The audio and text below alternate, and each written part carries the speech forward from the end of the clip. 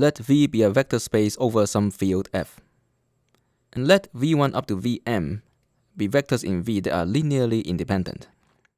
And suppose that the vector u in V is not in the span of V1 up to Vm, then we're going to show that adding the vector u to the set V1 up to Vm still gives a linearly independent set.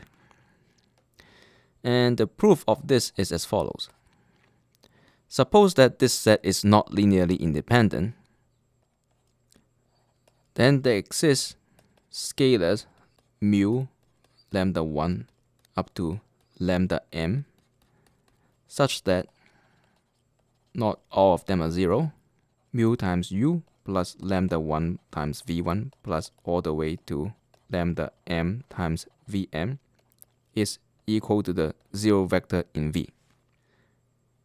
Now, mu cannot be 0 because if it was 0, then I have a linear combination involving v1 up to vm such that not all scalars are 0 that give us the 0 vector. But that's not possible because we assume that v1 up to vm are linearly independent.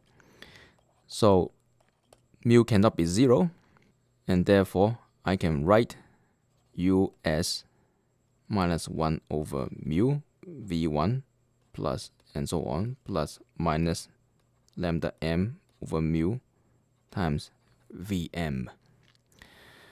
But this means u is a linear combination of the vectors v1 up to vm. But we are given that u is not in the span of v1 up to vm, so this is a contradiction. And that proves the result. And from this, we can deduce that if W is a subspace of V, then the dimension of W must be less than or equal to the dimension of V. And the inequality is strict if and only if W is a proper subspace of V. Now let's look at an example. We want to extend this set of vectors to a basis for R3. First of all, it is easy to see that these two vectors are linearly independent because they are not scalar multiples of each other. So using this result here, we need to find something that is not in the span of U. The question is, how do we find such a vector when there are infinitely many vectors in R3 to choose from?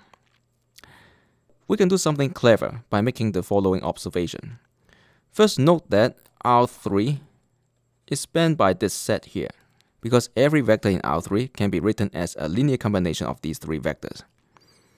Since there are only two vectors in U, at least one of these must be not in the span of U, because otherwise U would span R3, which is impossible because we know that the dimension of R3 is 3 and you need 3 vectors to span R3.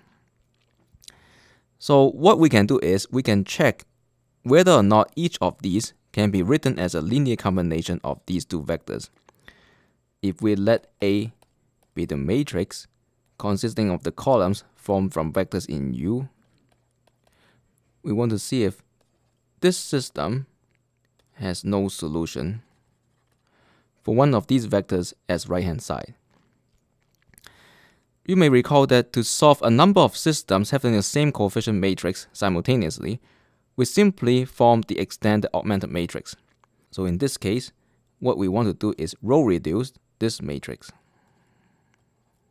And that's what we're going to do next. So let's first swap rows 1 and 2. And then we're going to add minus 1 times row 1 to row 2. And then we add row 2 to row 3. So now the matrix consisting of the columns corresponding to the variables is in reduced row echelon form, so we can stop here. You can see that for each of the three systems, I'm going to have a row of zeros in the third row, but the right-hand sides are all non-zero. That means each of the three systems has no solution, and we can add any of these three vectors to give us a set of 3 linearly independent vectors. But because the dimension of R3 is 3, that will give us a basis for R3.